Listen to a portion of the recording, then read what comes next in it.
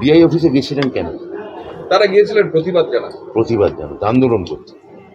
তাহলে আমার বক্তব্য হচ্ছে যে সেদিন নেতাজি ইন্ডোরে মিটিং এর পর মুখ্যমন্ত্রী বার্তা দেওয়ার পর ঘটনাটা দুর্ভাগ্যজনক, নিন্দাজনক, এগুলো যেমন একদিকে সবই সত্যি, আবার এটাও সত্যি যে সেদিন মুখ্যমন্ত্রীর নেতাজি ইন্ডোরে মিটিং এর পর তাদের নেতৃস্থানীয় সঙ্গে আমার বৈঠক হয়েছে।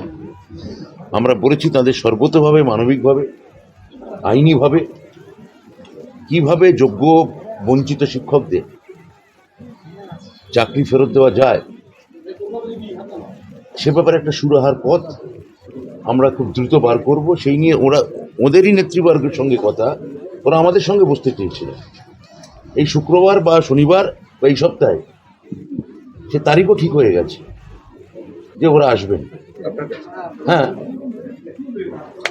আমি একা না, এসএসসি চেয়ারম্যান থাকবেন, যে কমিটি থাকবে, পুরো এন্টায়ার কমিটি, আমার বিভাগীয় সচিব থাকবেন, ওদের সঙ্গে বসে একটা সুরাহা বার করার কথা, বা ওদের দাবিগুলো, ওদের বেসিক দাবি কি আছে সেটা শোনার কথা।